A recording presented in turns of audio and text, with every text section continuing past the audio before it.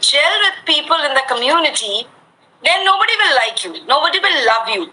So your attitude, your interpersonal skills, the way you talk to people, the way you adjust in circumstances, that is what makes you very different from others.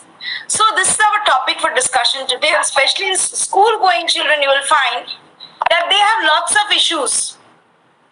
They keep on complaining about their friends. There's a very loud amount of fighting, aggressive nature in the students. They keep fighting with each other on very trivial issues. They can go up to any extent when it comes to small interests of theirs. And they sometimes lose very good friends or very good guardians or very good mentors because of this aggressive nature of theirs. So I think it's very important, it's very imperative that all teachers explain the children about the values of interpersonal skills. Okay. So let us try to understand this. Please permit me to share my screen.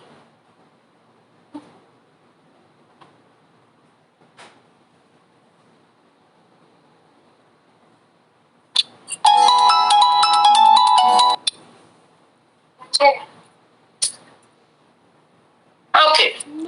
पापा का WhatsApp भी तो नहीं खुलता, एकदम phone एकदम बेकार है, मुन्नस हो जाता है एकदम.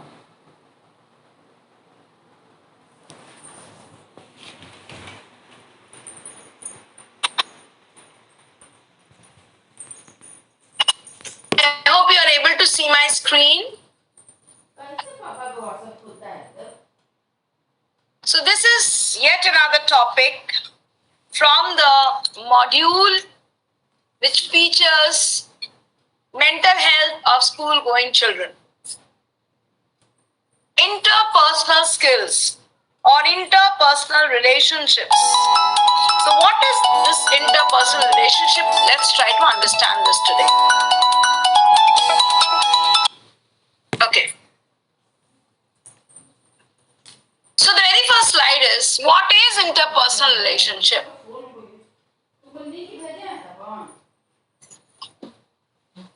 You can see, interpersonal relationship means people-to-people relationship. The relationship that one person shares with another person. It is a relationship between two people or two or more people. And if you just change this word a little bit, if you make it intrapersonal relationships, it means your relationship with yourself. How much do you know yourself? That is known as intrapersonal relationship. So please remember this, my dear teachers. A strong, deep or close association between two or more people that may be for a short or a long duration is referred as interpersonal relationship. Sometimes it happens, no? We are traveling. You are on the train or even you are on a flight. There's somebody sitting beside you. In that small time interval of maybe 1 hour or 2 hours, or maybe if you're on a train, maybe 8 hours, 7 hours, you start liking or disliking. Both can happen. You can like also, you can dislike also. The person sitting beside you to a large extent. Sometimes we become best friends. We become very good friends forever in a short flight relationship. You must be hearing these days, teachers, a lot of stories about children or people knowing each other through internet. Best friends, they get married also. How this is possible? And sometimes, what happens, dear teachers, that we are staying with a person for so many years. Still we don't develop the love and affection for the person. Still we do not like the person. Still sometimes we feel that we don't know that person. What is this? Think a little about it. This is all about interpersonal relationships. So please understand that any strong or deep or close association between two or more people, maybe for a long time, relationship. Now, these relationships can be based on friendship, can be based on love, can be based on support और regular work interactions. दोस्ती हम दोनों की, इसलिए हम लोग, हमारी interpersonal relationship बहुत अच्छी है. लव का रिलेशनशिप हो सकता है. Maybe you are just a colleague, still your interpersonal relationship is very good because of the support and the care you get from your colleague. Or regular work interactions, as I just told you. Or some other type of social commitment. वो मेरा फलाना है, इसलिए मैं उसके साथ बहुत अच्छे रिलेशनशिप में हूं. शायद ये भी रीजन हो सकता है. तो प्लीज अंडरस्टैंड दिस कि रिलेशनशिप्स बहुत तरीके की होती हैं. सिर्फ खून का रिश्ता ही रिश्ता नहीं होता. There are so many types of relationships, either based on friendship or love or support or work or any other kind. इसमें से कुछ भी हो, अगर आपका किसी के साथ रिलेशनशिप है और वो स्ट्रॉन्ग है, वो डीप है, वो क्लोज एसोसिएशन आप दोनों का एक दूसरे के साथ, या वो छोटे समय के लिए हो या लंबे समय के लिए हो, that is known as interpersonal relationship. I hope you are clear with this. There's no doubt in interpersonal relationship. मेरा फोन दो ना. Now, what are the objectives of today's session? Let us try to understand the objectives of today's session. Number one objective is to develop interpersonal skills in building and nurturing relationships with family, friends and community.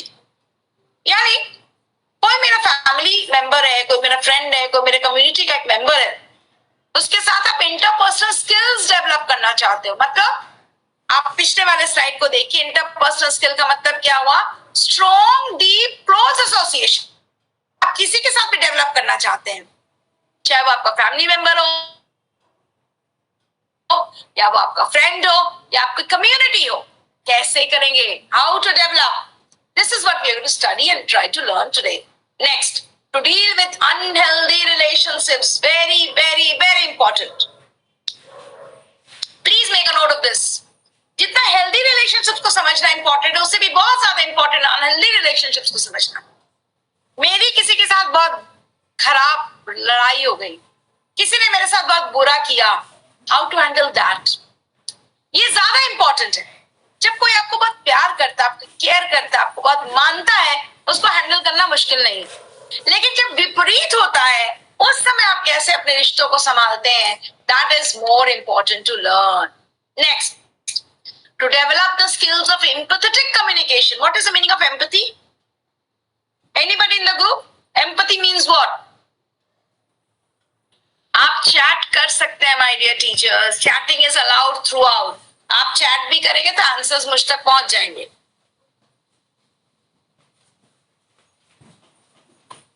Empathy का मतलब होता है जब मैं आपकी मना अवस्था को समझती हूं, आपके अंदर क्या चल रहा है उसको समझती हूँ. जैसे फॉर एग्जाम्पल, कोई भिखारी आया आपके पास, उसने आपसे भीख मांगी. किसी भी ट्रैफिक सिग्नल पे भिखारी आया, आपसे भीख मांगा, आपने भीख दे भी दिया, 10 रुपए दे दिए उसको. आपको लगा चलो मैंने अपने काम कर दिया, उसने भीख मांगा, मैंने दे दिया, कुछ खरीद के खा लेगा.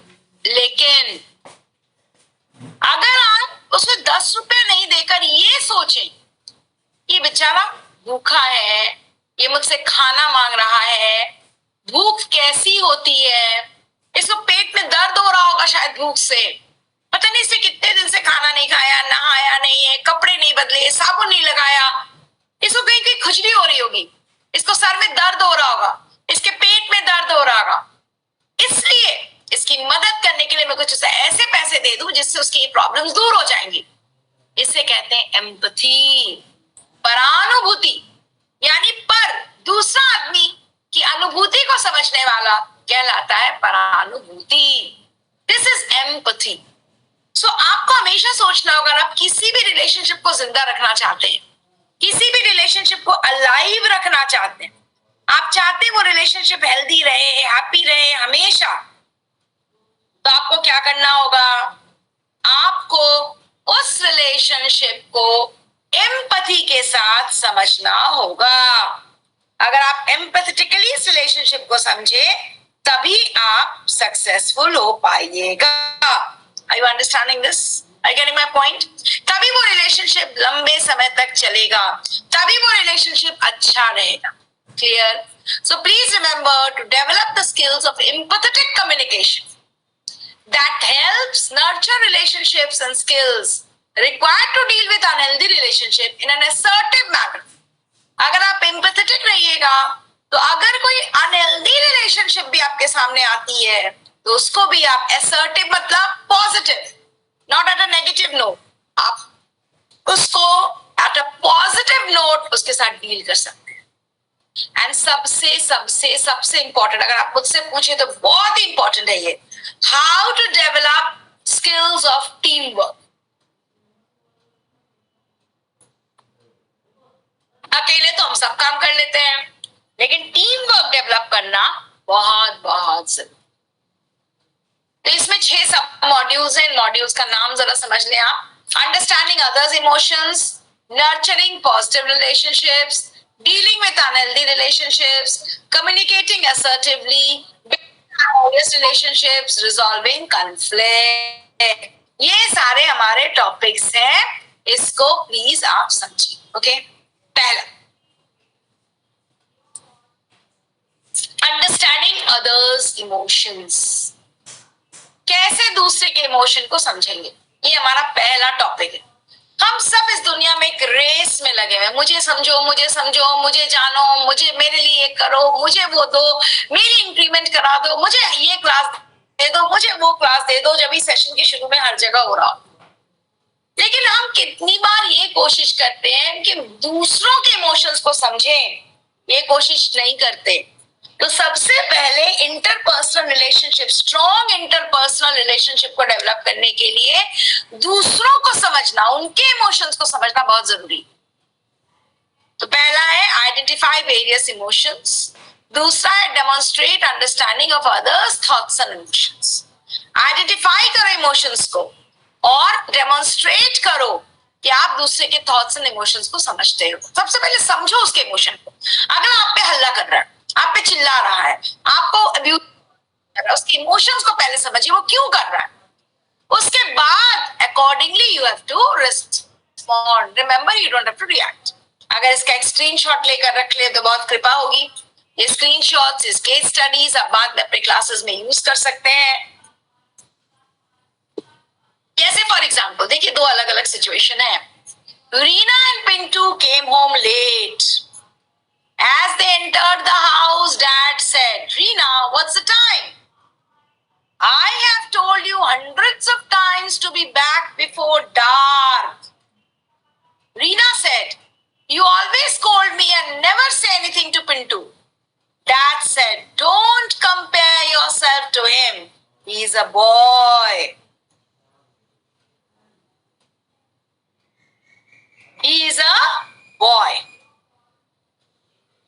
So आपको ये समझना होगा कि रीना एंड पिंटू, इन दोनों ने, एक लड़का एक लड़की है, दोनों घर लेट से लौटते हैं. लेकिन पापा कहते हैं कि तुम्हें कितनी बार कहा है, जो बच्ची है उसको कह रहे, तुम्हें कितनी बार कहा है कि तुम घर वापस आ जाओ शाम होने के पहले. लेकिन रीना नहीं सुनती है. रीना कहती है कि भैया भी तो उसी समय वापस आया, आपने उन्हें कुछ नहीं बोला.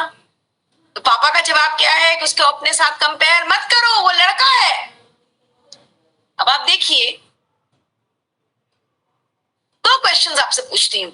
तो रीना को इस समय कैसा लग रहा है, पिंटू को इस समय कैसा लग रहा है. रीना जो लड़की है, जाहिर सी बात, उसे बहुत गुस्सा आएगा, उसे दुख होगा, उसे तकलीफ होगी, उसे शर्मिंदगी महसूस होगी. वो क्यों लड़की है. लड़कियों के अलग नियम, लड़कों के लिए अलग नियम. और जो पिंटू है, 2 तरीके की हो सकते हैं पिंटू. एक पिंटू वो हो सकता है जो बहुत खुश होगा, वाह वाह मेरी बहन को डांट पड़ी, बहुत अच्छी बात है, देखो मैं लड़का हूं, मैं तो कभी भी घर आ सकता हूं.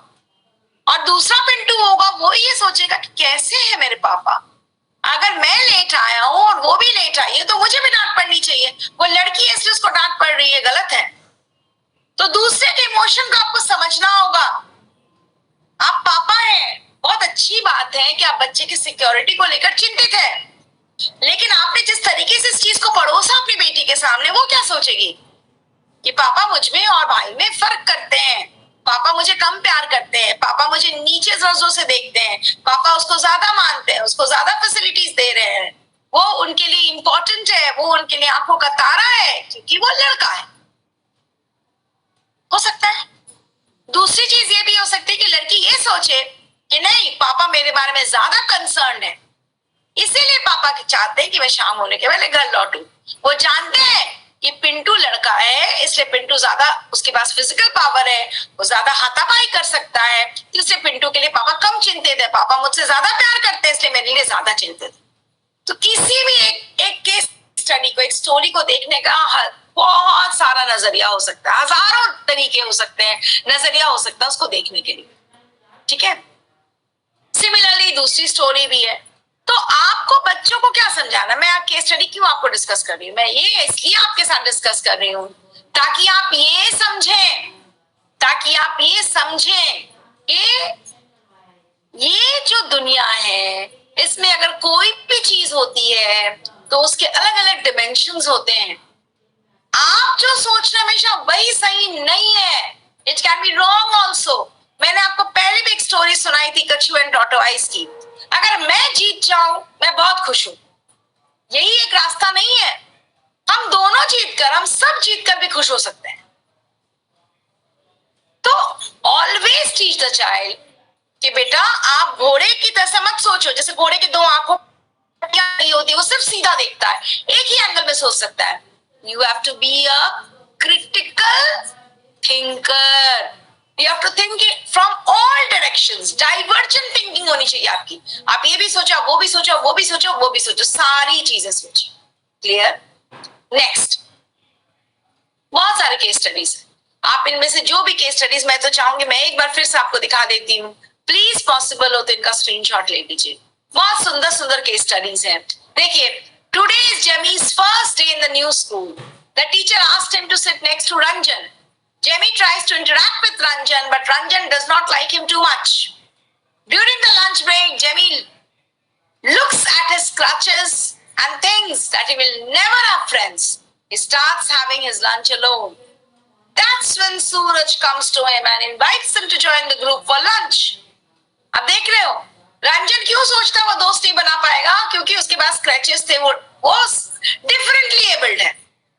लेकिन उसी समय सूरज आता है और उसके दोस्त बनाने का इनविटेशन देता है। तो दुनिया वैसी नहीं होती हमेशा जैसा हम सोचते हैं। दूसरे एंगल से भी, दूसरे तरफ से भी इस दुनिया को देखने की कोशिश करें। ये आपको अपने बच्चों को समझाना है। ये भी एक बहुत अच्छे दोस्ती केस स्टडीज है। You can keep a screenshot of this as well.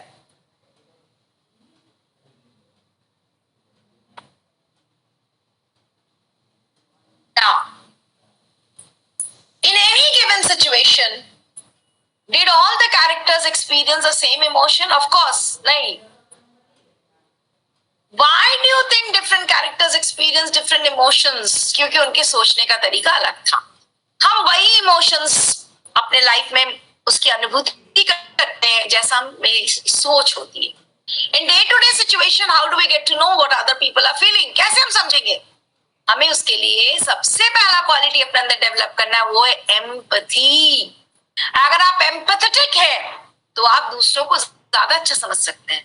Class में कुछ बच्चे ऐसे होते हैं जिनकी दोस्ती बहुत जल्दी हो जाती है दूसरे लोगों के साथ, बहुत जल्दी फ्रेंड्स हो जाते हैं।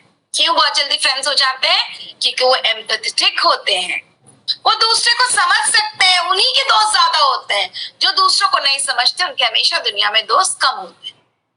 हमेशा के teachers, empathy and sympathy are two different words. Sympathy मतलब किसी की सहानुभूति दिखाना। किसी को जब हम सहानुभूति दिखाते हैं तो एक साथ ये भी करते हैं, उसे छोटा भी दिखाते हैं। तभी तो तुम्हें मैंने सहानुभूति दी, मतलब मैं तुमसे बहुत महान हूं, बड़ी हूं, मैंने तुम्हें कुछ दिया। लेकिन एम्पैथी का मतलब क्या होता है कि भैया मैं आपको समझ रही हूं, समझ कर आपके साथ हूं। किसी पे दया मत करो, किसी पे पिटी मत करो, किसी का मजाक मत उड़ाओ। ये समझो कि वो इंसान क्या सोच रहा है, और जब आप ये सोचने लगेंगे तब आप फेमस हो जाओगे। इंटरपर्सनल स्किल्स आपकी अच्छी हो जाएंगी, सारी दुनिया आपके दोस्त हो जाएगी। एक टेक्निक यहाँ पे है कैसे एम्पैथी को डेवलप करें। एम्पैथी कोई जादू तो है नहीं टीचर्स कि एक दिन में डेवलप हो जाएगा। एम्पैथी को डेवलप करने का एक बहुत सुंदर तरीका है, क्या है? OLA, Ola. Observe, listen and ask. हड़बड़ा के नहीं काम करो। बार बार मैं कह रही हूँ, बार बार मैं समझा रही हूँ, रिएक्ट नहीं करना है, रिस्पॉन्ड करना है। रिएक्शन एंड रिस्पॉन्स दोनों में बहुत फर्क होता है। Please don't react, learn to respond. आप प्लीज, कोई दूसरा कुछ भी करे, कोई ऐसा व्यवहार भी करे जो आपको नहीं अच्छा लग रहा है, ऑब्जर्व करिए, पहले उसको सुनिए, पूछिए, तभी तो परेशानियां दूर होंगी, तभी तो आप एक दूसरे के दोस्त होगे। ऑब्जर्व करो, लिसन करो और आस्क करो। यही है टेक्निक इंटरपर्सनल स्किल्स डेवलप करने का, एम्पैथी को इंप्रूव करने का आपके अंदर। एम्पैथेटिक बनिए, एम्पैथेटिक बनिए, एम्पैथेटिक बनिए, एम्पैथी के लेवल को इंक्रीज करिए। Observe, listen and ask. Observe से क्या फायदा होगा? Look at the other person carefully, look at the facial expressions, eye contact, gesture, posture, इससे बहुत कुछ आपको मैसेज मिलेगा। Listen, pay attention to the words, tone, facial expressions to understand what the other person is saying. उसकी आवाज, उसके expressions को समझने की कोशिश कीजिए, सुनिए उसकी टोन को, उसकी आवाज को। फॉर एग्जाम्पल, मुझे आपको कहना आई लव यू, मैं कह सकती हूँ आई लव यू, मैं कह सकती हूँ आई लव यू। अगर मैं आई लव यू कहूँ, आप मानेंगे क्या आई लव यू? आप कहेंगे पता नहीं मैम को क्या हो गया, आई लव यू ऐसे बोला जाता है, लगता है बहुत गुस्से में है, लगता है मजाक उड़ा रही है। तो आपका टोन, आपका एक्सप्रेशन, आपके वर्ड्स, सब कुछ संदेश देते हैं। Communicate that you are listening and have understood what is being said by nodding your head and saying, okay, right. Listen. और एक्टिव लिसनिंग का मतलब ये होता है कि हम बोल रहे हैं और आप सो रहे हैं, नहीं, आप भी मुझे देखकर कहेंगे yes yes ma'am, yes please, yes got it, okay right. तब मैं भी तो सोचूंगी ना कि आप सुन रहे हैं।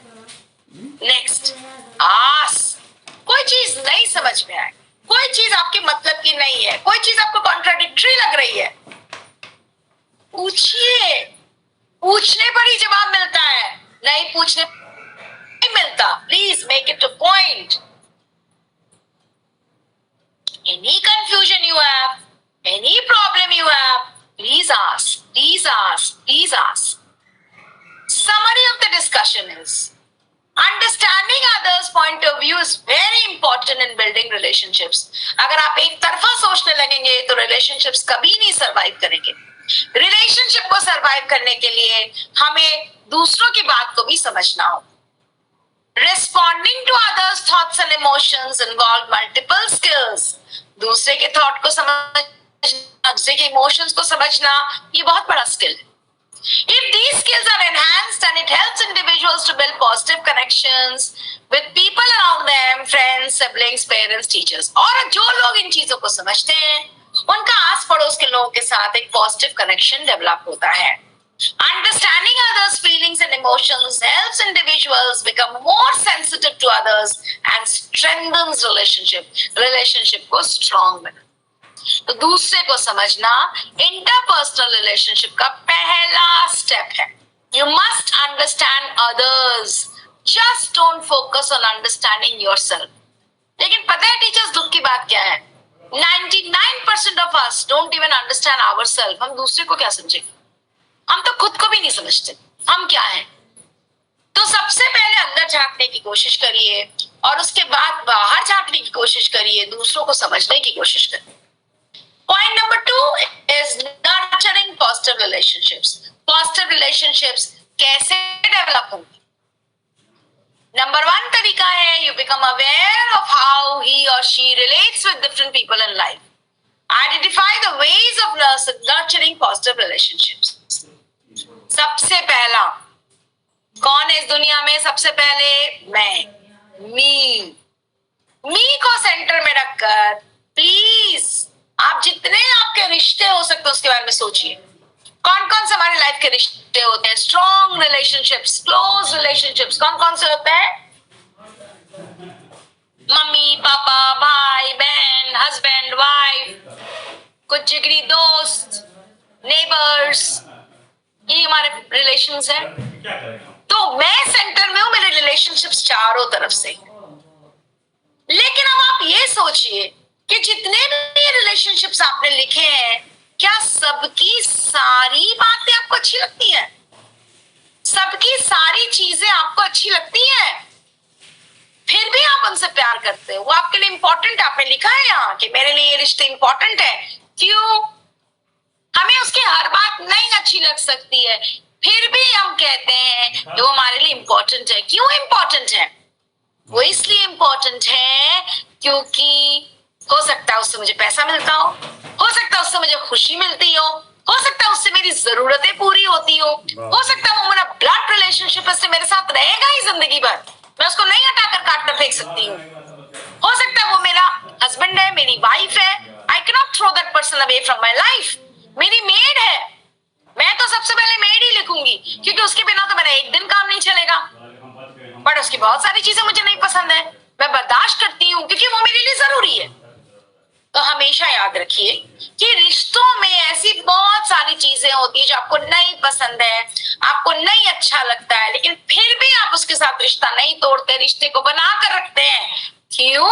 क्योंकि कहीं ना कहीं किसी ना किसी प्रकार से वो आपकी जरूरत का एक हिस्सा है। ठीक है? तो रिश्तों को, अगर उन रिश्तों को आप और मजबूत बनाना चाहते तो क्या करें? फॉर एग्जाम्पल, आपका अपने हस्बैंड के साथ जरूरत है, रिश्ता भी है, बहुत इंपॉर्टेंट रिश्ता है, लेकिन आप दोनों में हमेशा अक्सर लड़ाई हो जाती है। तो आप ये सोचो कि एक्शन पॉइंट्स क्या होंगे मेरे। आपको काम करना होगा। रिश्ते काम करने पर मजबूत होते हैं। Please remember, you have to give time, you have to give your energy, and you have to try to make your relationships very very strong. So अगर आपको अपने हस्बैंड के साथ अच्छा रिलेशनशिप बनाना तो एक्शन पॉइंट क्या होगा? मान लीजिए आप कहेंगे कि मुझे उनके लिए कम से कम वीक में 2 दिन खाना बनाना चाहिए, क्योंकि रोज मेरी मेड खाना बनाती है, उनको उसका हाथ का खाना नहीं पसंद है, गंदा खाना मिलता है उनको, वो उनका मूड खराब हो जाता है, वो मेरे साथ झगड़ा करने लगते हैं। तो चलो वीक में 2 दिन हस्बैंड के लिए मैं खाना बनाऊंगी। एक्शन पॉइंट है। कब से? भाई बहन, कब से शुरू करना है? अभी के 6 महीने बाद। Are you understanding? So always remember, वो रिश्ते जहां आपकी कुछ खटपट चल रही है, लेकिन आप उन रिश्तों को अपने जीवन से मिटाना नहीं चाहते, उन रिश्तों को आप लेकर आगे बढ़ना चाहते हैं, लेकिन आपकी खटपट हो रही है, तो प्लीज एक्शन पॉइंट्स बनाओ कि इन रिश्तों को हम कैसे सुधार सकते हैं। उसका टारगेट टाइम दीजिए, इतने समय तक, इतने दिन में, इस डेट तक मैं ये काम कर लूंगा या कर लूंगी। यानी माय डियर टीचर्स, रिश्ते अगर मजबूत करने हैं तो उनके लिए आपको काम करना पड़ेगा। समरी क्या हुआ? समरी है, each one's relationship map is different and unique. मेरे मी के चारों तरफ जो लोग हैं और आपके मी के चारों तरफ जो लोग हैं वो अलग हैं। Relationships are positive and some are not. Certain actions and behavior help strengthen relationship. हमें समझना होगा इस रिश्ते को और गहरा करने के लिए मुझे क्या करना चाहिए। और it's critical to nurture positive relationship as they keep individuals inspired and happy. आपके जो भी रिश्ते हो, जरूरत के हो, गैर जरूरत के हो, खून के हो, जो भी हो, लेकिन पॉजिटिव रिलेशनशिप्स इंसान को खुशी देती है, नेगेटिव रिलेशनशिप्स इंसान को दुख देता है। So try to induce positivity in your relationships. और वो कैसे होगा? जब आप प्रॉपर एक्शन प्लान्स बनाओगे और उस पर काम करो। रिलेशनशिप्स में काम करना बहुत जरूरी है। Number 3, dealing with unhealthy relationship. जैसे मैंने आपको बोला, अनहेल्दी रिलेशनशिप आपके लाइफ में कुछ हो गया है, किसी के साथ आपकी भरपेट झगड़ा, आपकी लड़ाई हो गई है, हस्बैंड के साथ डिवोर्स पे बात आ चुकी है, कैसे? उस समय क्या करें? So please remember, identification of attributes of unhealthy और नेगेटिव रिलेशनशिप। क्यों हुआ अनहेल्दी, ये समझना बहुत जरूरी है। जिस हस्बैंड के लिए या जिस वाइफ के लिए हम कल तक जान छिड़कते थे, आज बात डिवोर्स पे क्यों आ गई? जिस दोस्त के लिए हम जान छिड़कते थे, आज दोस्ती खत्म के कगार पे क्यों है? पहले समझिए, आइडेंटिफाई करिए एट्रीब्यूट्स को। Demonstrate strategies to deal with unhealthy और नेगेटिव रिलेशनशिप। कैसे डील करें? तो सबसे पहले तो आपको ये समझना होगा कि रिलेशनशिप्स पॉजिटिव भी होते हैं, नेगेटिव भी होते हैं। While most balanced relationships contribute to joy and overall development. Negative or unhealthy relationships can cause emotions like fear, humiliation, pressure, and obstruct the overall development. रिश्ते तो हमारे जीवन में खुशियों देने के लिए होती है. हम रिश्ते क्यों बनाते हैं? हम खुश हों. किसी की शादी होती है, बैंड बाजा बारात आती है, क्यों? क्योंकि हम जश्न मनाते हैं, खुशी मनाते हैं. लेकिन कुछ रिश्ते हमारे जीवन में अनफॉर्चुनेटली ऐसे हो जाते हैं जो अनहेल्दी कहलाते हैं, नेगेटिविटी फैलाते हैं, फियर, ह्यूमिलिएशन, प्रेशर फैलाते हैं. ये बहुत इंपॉर्टेंट है कि आप उसको आइडेंटिफाई करिए और उससे डील करना सीखिए, क्योंकि आप सारे रिश्तों को अपने जीवन से काट कर नहीं फेंक सकते. इससे क्या होगा, एक दिन आप बिल्कुल अकेले हो जाओ. तो नेगेटिविटी को पॉजिटिविटी में बदलने की कोशिश करिए. पहला, characteristics of unhealthy relationship.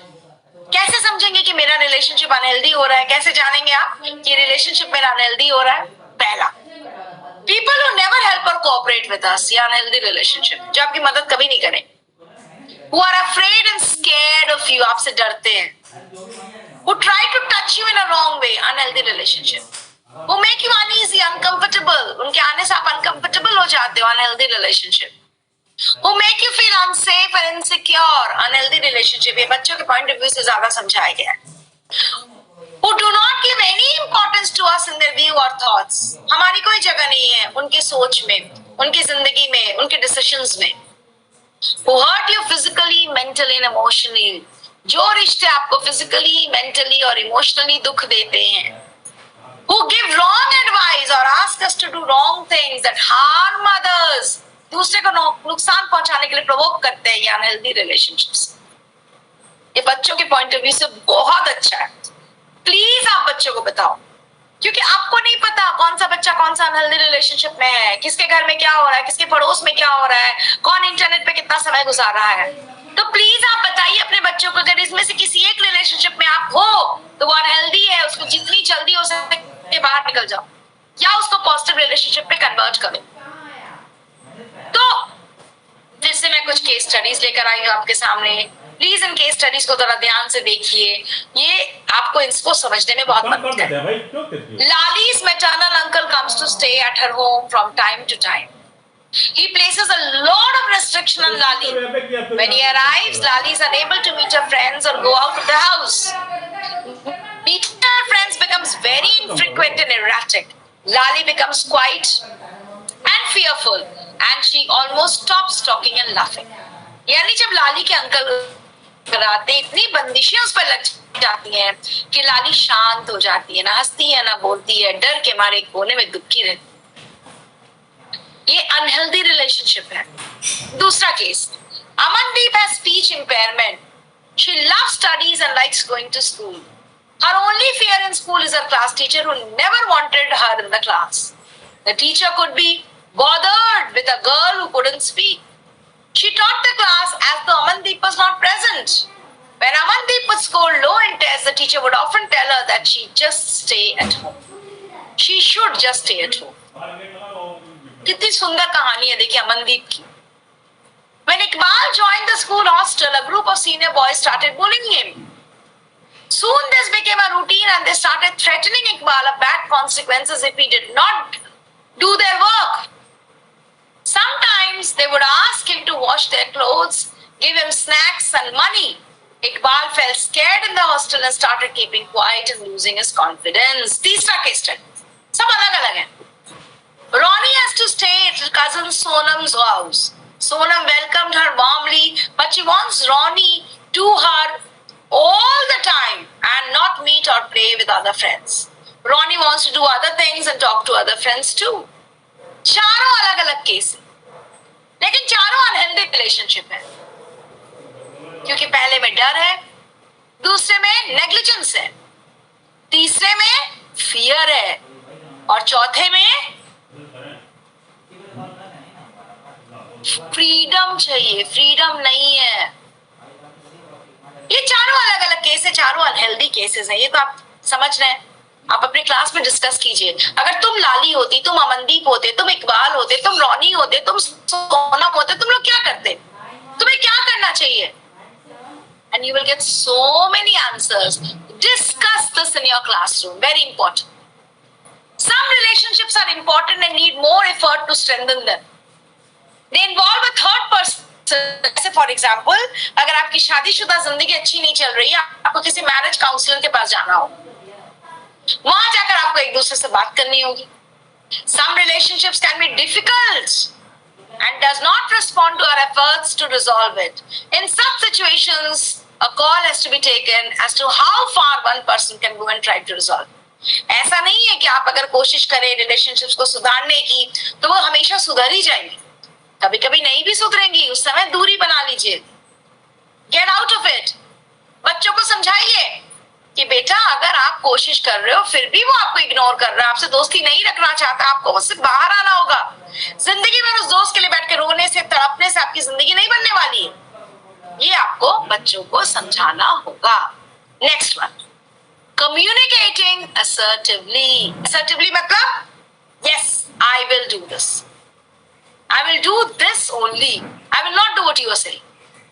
Demonstrates ability to listen to another person's viewpoints, express viewpoints in an assertive and effective manner.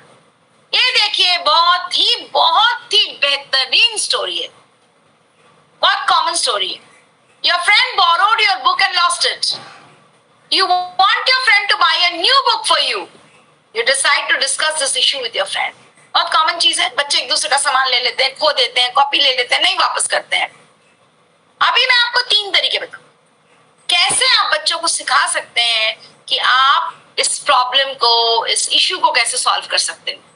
पहला पैसिव स्टाइल, दूसरा एग्रेसिव स्टाइल और तीसरा असर्टिव स्टाइल. ये 3 तरीके हैं किसी भी प्रॉब्लम को रिजॉल्व करने की. पहला पैसिव स्टाइल क्या है. एक फ्रेंड है, दोनों फ्रेंड में बातचीत हो रही है. एक फ्रेंड ने किताब दी है, एक फ्रेंड ने किताब खो दी है. अब देखिए लोग कैसे बात कर. Hey, I'm not able to find the book I borrowed from you 3 days back. I've been searching for it, but I think I lost it. जिसकी किताब थी वो क्या कह रहा है. Search it again, please. जिसने लिया था किताब वो क्या कह रहा है. I've searched the same everywhere, but I can't find it. जिसने दिया था किताब वो क्या कह रहा है. Then what do? I need the book urgently. Oh, I lost your book. I suggest you buy a new book. जिसने किताब लिया था वो कह रहा है लगता है मैंने खो दिया तो मैं एक नई किताब खरीद लूं. और जिसका किताब खोया वो क्या कह रहा है. Okay, I'll buy a book. मतलब ये पैसिव है. जिसने किताब दिया और जिसने किताब लिया दोनों एक दूसरे का सम्मान नहीं करते हैं. और जो एक बंदा कह रहा दूसरा उसको मान ले रहा है without even thinking how to improve. Aggressive style आप बात ही से समझ गए. दोनों एक दूसरे से झगड़ा कर लेते हैं और फाइनली कोई कंक्लूजन नहीं निकलता है. Hey, I'm not able to find the book I borrowed from you 3 days back. I've been searching for it, but I think I lost it. जिसने किताब दिया था वो कहता है what? How can you be so careless? Just go and search it for it everywhere. I have searched the same everywhere, but I can't find it. Listen, I need the book urgently. I don't care how you get it. I'm sorry for losing your book. I suggest you buy a new book. What? Why should I buy the book? You are the one who lost it. You buy a book. Understand? आप गुस्से में उसको कह रहे हैं कि तुमने मेरी किताब खोई है, तुम जाकर खरीदो. आप सही बात कह रहे हो, बात आपकी गलत नहीं है, लेकिन आप उसी को असर्टिव स्टाइल में पॉजिटिव एटीट्यूड के साथ कह सकते हैं. अब ये वाला पढ़िए. ये देखिए कितना असर्टिव है, कितनी अच्छी तरीके से इसको प्रॉब्लम को सॉल्व किया गया है. Hey, I'm unable to find the book I borrowed from you 3 days back. I have been searching for it, but I think I lost it. देखिए तीनों में फर्स्ट सेंटेंस सेम है. बंदा यही कह रहा है कि I'm not able to find, I think I've lost it. तीनों में सेम चीज. लेकिन जिसने किताब दी थी देखिए वो कैसे जवाब देगा. Oh, search for it again, please. Check with your friends too. Maybe one of them has taken it. जिसने लिया था वो कह रहा है I've searched the same everywhere, also checked with my friends, but I can't find it. अब जिसने किताब दिया था वो कह रहा है I am sad because I need that book urgently for the upcoming class test. I gave it to you and you lost it. I'm sorry for losing the book. I suggest you buy a new book. Same बात कह रहा है कि नई book तुम खरीद लो. आप देखिए इसका जवाब सुनिए, ये कितने बेहतरीन तरीके से जवाब दे रहा है. I can see that you have tried your best to find the book. पहले तो ये कहता है कि हाँ मैं मानता हूँ तुमने इस किताब को खोजा होगा जरूर, but I feel upset that you expect me to buy the book. लेकिन मैं दुखी हूँ कि तुम मुझसे उम्मीद कर रहे हो कि मैं किताब खरीदूं. I think it is not right to request my parents for extra money for this book. वो ये नहीं कह रहा है देखिए कि मैं नहीं कर दूंगा. वो क्यों लॉजिक दे रहा है, रीजनिंग दे रहा है कि देखो मैंने किताब खरीदी है पहले, फिर मैं उसी किताब के लिए अपने पेरेंट्स से एक्स्ट्रा मनी नहीं मांग सकता. ये सही नहीं है. I request you to find a way to get the book for me. ये उसको ये भी नहीं कह रहा है कि तुम किताब खरीदो, कह रहा है किसी तरीके से वो किताब मुझे दे. I'm sorry, you are right. It is my fault, and I will find a way to buy the book and give it to you. वो ये कहता है हाँ सही बात, मेरी गलती है, मैं कोशिश करता हूँ किताब किसी तरीके से खरीद के तुमको दूं. तो यानी बात दोनों ने, देखो एग्रेसिव और असर्टिव ने दोनों ने सेम बात कही, लेकिन कहने का लहजा अलग, कहने का तरीका अलग था. तो इस वजह से प्रॉब्लम बहुत आसानी से सॉल्व हुई. इसका समरी क्या हुआ? What is the summary of the discussion? Assertive communication reflects respect for everybody's needs. आप कहीं भी अग्रेसिव नहीं हो रहे, झगड़ा नहीं कर रहे हैं, गुस्सा नहीं कर रहे हैं, एक दूसरे को रिस्पेक्ट करके बात कर रहे हैं. आप पिछले साइड में देखते हैं कितने अच्छे से कह रहा है कि I can see you tried your best to find the book. ये उसकी रिस्पेक्ट कर रहा है बावजूद इसके कि उसने उसकी किताब खो दी. At times people tend to show their disagreement by fighting, arguing or by ignoring, keeping quiet. ये गलत है. अब मैं से बात ही नहीं करूंगा जिंदगी भर, गलत है. वैसे लड़ाई कर लूं, गलत है. सो आपको जो भी अपनी बात कहनी है, communicate effectively is to state one's feelings and thoughts clearly without hesitation or anger in front of the other person. यानी आपको जो कहना हो प्लीज बोलिए, बिना गुस्सा किए, बिना हेजिटेट किए, बिना एंगर दिखाए. जो भी बोलना उस आदमी के सामने बोलिए, पीठ पीछे नहीं. अगर कभी भी आपको अपनी इंटरपर्सनल स्किल्स अच्छी करनी है, फ्रंट टू फ्रंट बात करो. पीठ पीछे अगर आप करोगे बात तो बातें ट्विस्ट होके सामने जाए. Effective communication helps build meaningful relationships. अब एक हार्मोनियस रिलेशनशिप हम कैसे डेवलप करेंगे? Express attraction and romantic feelings positively. Romantic feelings मतलब वो, आप प्लीज इसको गलत तरीके से मत लीजिए.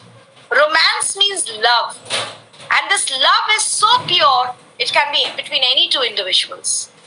Demonstrate skills to negotiate with parents and guardians. Demonstrate skills to negotiate more space and autonomy on certain issues. यानी आपको और स्पेस चाहिए, आपको अपने प्यार का इजहार करना है किसी के लिए, आपको कुछ टर्म्स नेगोशिएट करना. नहीं पापा 200 रुपए नहीं 300 रुपए कर दो मेरी पॉकेट मनी, जो भी है. लेकिन आप उसको कैसे हार्मोनियसली विदाउट लड़ाई झगड़ा किए कैसे कर सकते हैं? तो यहाँ पर भी एक केस स्टडी का मैं सहारा ले रही हूँ. Deepika and Amalia are talking to each other in hushed tones, यानी धीरे धीरे, about their good friend Sangeeta. Deepika says, "Did you hear about Sangeeta's supposed relationship with Amar?" Amalia replies, "I find it hard to believe that Sangeeta is so attracted to Amar." Deepika responded, "I do not know why she is behaving like a crazy person and what does this attraction even mean?" Amalia replied, "I do not understand these things. I am more interested in the upcoming exams." देखिए कितनी अच्छी बात इसमें से हम लोग सीख रहे हैं. हम एक दूसरे के बारे में पीठ पीछे बात करते हैं, ये गलत है. ये डिस्कस का वस्तु ही नहीं है. आप दूसरे के बारे में बात करने से अच्छा है कि आप अपनी बात को सामने वाले के सामने रखिए, पॉजिटिवली रखिए और उससे जवाब पाइए. ये हार्मोनियस रिलेशनशिप मेंटेन करने का फर्स्ट की रूल है. आपको जिससे शिकायत उससे बात कीजिए, पूरी दुनिया से बात मत कीजिए. ठीक है. दूसरा केस स्टडी है positive and negative peer influences. आप इस केस स्टडी को देख सकते हैं. इस केस स्टडी का एक छोटा सा स्क्रीनशॉट भी ले सकते हैं. ये क्या कह रहा है? Salman used to study all the time, whether at school or at home. He always scored good marks. He did not have any other interest or hobbies. When he joined a new school in class 11, he became friends with Akash and Moti. Both were cricketers. Salman started playing cricket with them and discovered that he was a good spin bowler. His parents are now concerned that he's spending too much time on the playground, which may affect his studies. The parents are not saying anything to Salman, but he can feel their concern. यहाँ पे क्या case हो रहा है?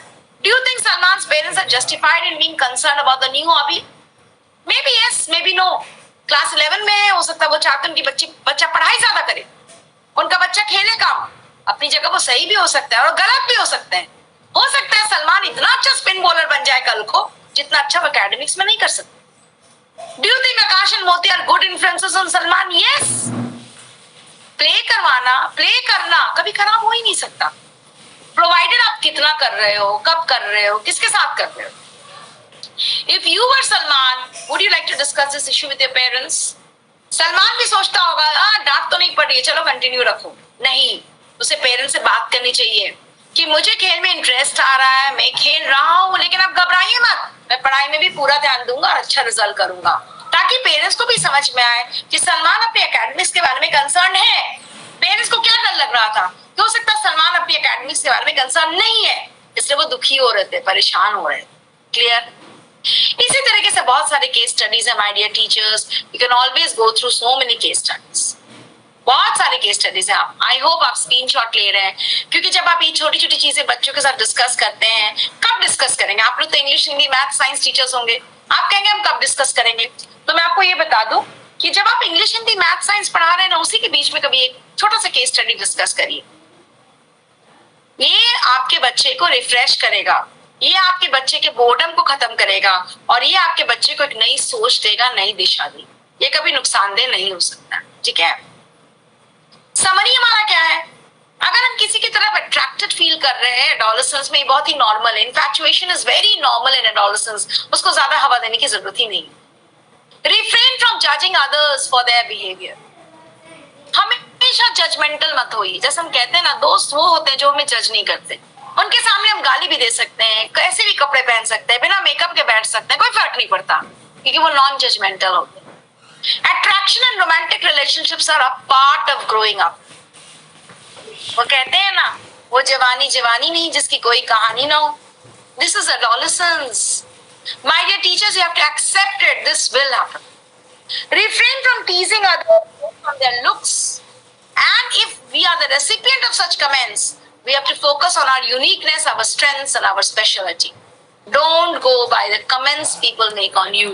Everybody will make a comment, different comment. और अगर आप दुनिया के पीछे भागोगे, वो वैसी कहानी हो जाएगी, कौवा कान लेके कौवे के पीछे दौड़ रहे हैं और अपने कान को अपने टेस्ट ही नहीं दिया। तो please don't be judgemental and don't make yourself a statement of judgement.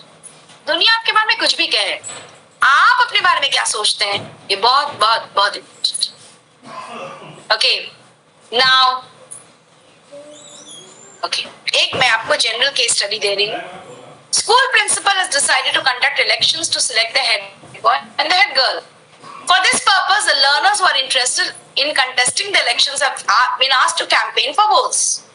The learners from all classes and sections can vote and elect their representative in a democratic way. Very good, हमारे सबके schools में होता है। Raman has been dreaming of becoming the head boy. However, he is feeling threatened by another boy, Karan, who is quite popular in school. So he decides to approach some of the friends in other classes to help him. Saurav, his friend from another section, promises to get Raman the necessary support from the class. However, Raman does not get elected.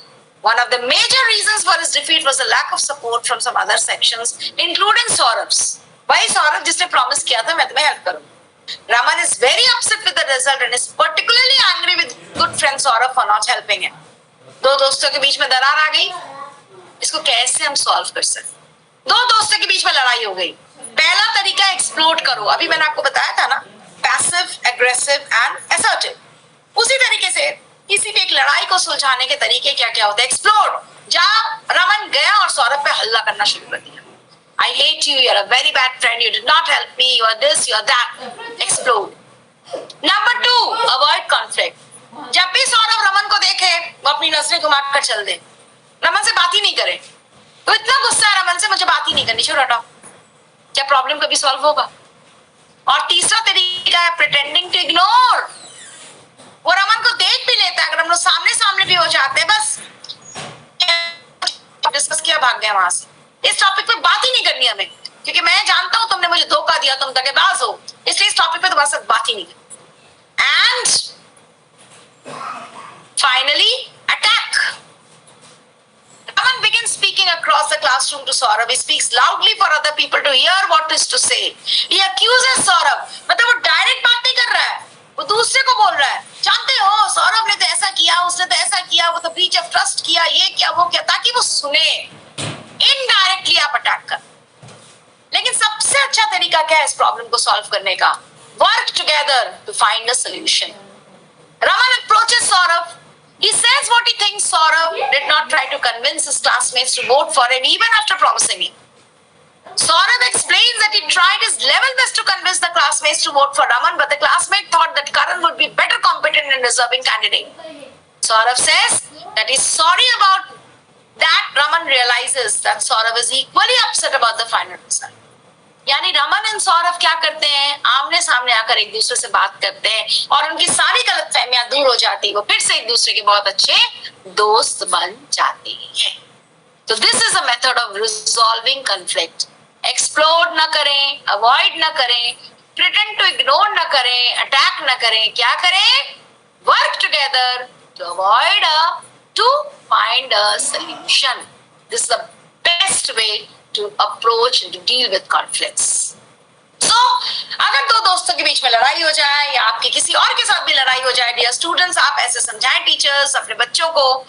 Observe करो, listen करो, clarification मांगो, communicate करो, come to a common conclusion, action लो और अपने relationship को और strong करो और आगे बढ़ाओ। Observe, listen, clarify, communicate, come to a common consensus, take an action, build a relationship. ठीक है? That's all from my side. These are the key points to build strong interpersonal relationships. That is all from my side. A big thank you. And now, as usual, over to you for some questions if you have any. If you have any questions, please ask.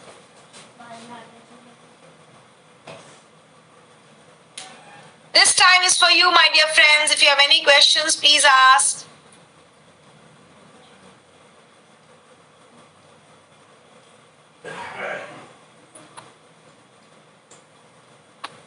Any questions? मैं आपको unmute कर देती हूँ, आप अपने आप को unmute करके क्वेश्चंस पूछ सकते हैं। अगर आपके पास कोई भी क्वेश्चन है प्लीज पूछिए।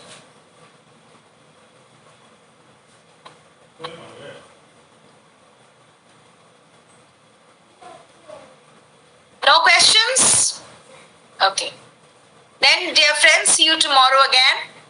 11:30 to 12:30. Please remember this time, 11:30 to 12:30 tomorrow. Thank you so much. Thank you.